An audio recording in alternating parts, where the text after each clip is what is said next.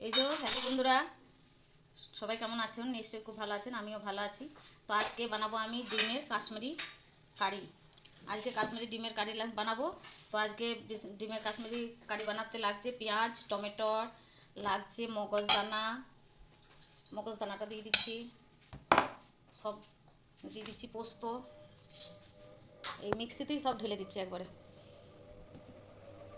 এখানে লাগছে সামান্য পোস্ত, এখানে লাগছে পেঁয়াজ, টমেটোর, মগজদানা, আর আমার আলাদা করে আদা রসুন পেস্ট করা আছে। তার জন্যই আমি এর সঙ্গে আদা রসুন কাঁচা লঙ্কা পেস্ট করছি না, আমার আলাদা করে করা আছে।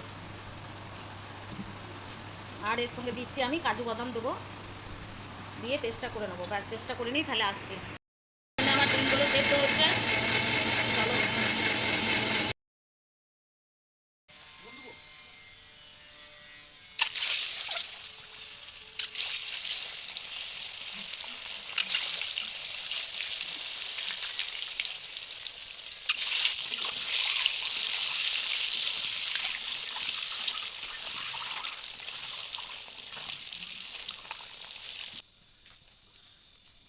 দিচ্ছি তেজপাতা, শুকনো লঙ্কা, গোটা জিরে,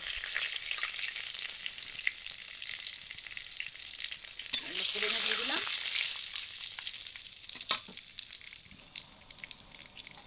এবার পেঁয়াজ কুচি দিয়ে দিচ্ছি।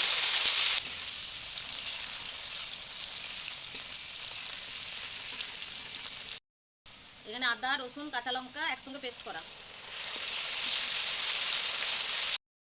এখানে পেঁয়াজ, টমেটোর, মগজদানা, কাজু বাদাম, পোস্ত একসঙ্গে পেস্ট করা।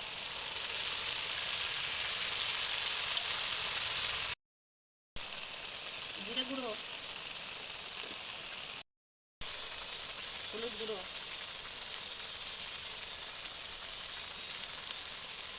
অল্প মিষ্টি,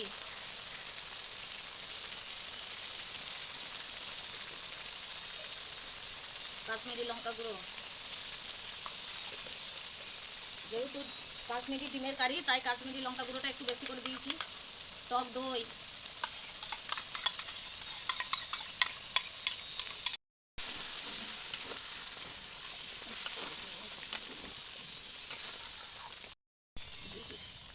নুন পরিমাণ মতো।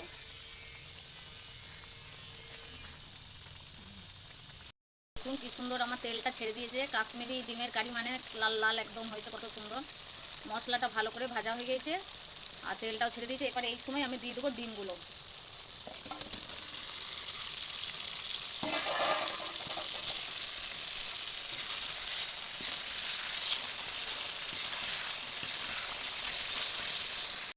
এই যে ডিমের কারিটা আমার ফুটছে, দেখো জল দিয়ে দিয়েছি। এবার আমি গরম মশলা দিয়ে দিচ্ছি,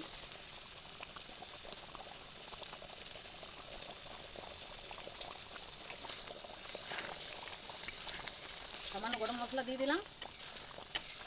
এই যে আমি এবার গরম মশলা দেওয়ার পর দুটি কসুরি মেথি দিয়ে দিচ্ছি, কসুরি মেথি পাতা।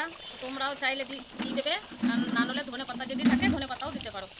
আমার ধনে পাতা নাই, আমি মেথি পাতা দিলাম, ওতে টেস্টটা আরও ভালো আসবে। কাশ্মীরি কাশ্মীরি লাল লাল কাশ্মীরি ডিমের কারি তৈরি। তো দেখো কত সুন্দর হয়েছে। যদি তোমাদের ভালো লাগে রেসিপিটা, অবশ্যই লাইক কমেন্ট করবে, শেয়ার করবে আর ফলো করে দেবে। তো তোমরাও বাড়িতে বানিয়ে এরকম খাবে। দেখো কত সুন্দর হয়েছে ডিমের কারিটা। কাশ্মীরি ডিমের কারির কালার দেখো, লাল লাল একদম, খুব সুন্দর হয়েছে। তোমাদের যদি ভালো লাগে তো কমেন্টে জানাবে।